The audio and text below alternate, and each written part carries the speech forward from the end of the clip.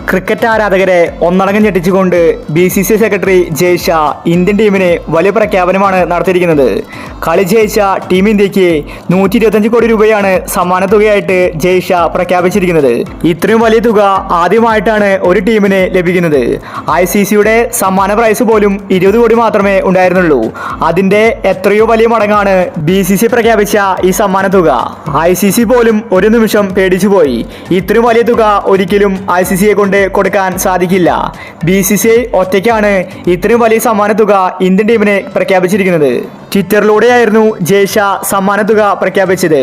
ടീമിലെ എല്ലാ താരങ്ങൾക്കും അതുപോലെ തന്നെ സപ്പോർട്ട് ചെയ്ത എല്ലാവർക്കും നന്ദി പറയുന്നു.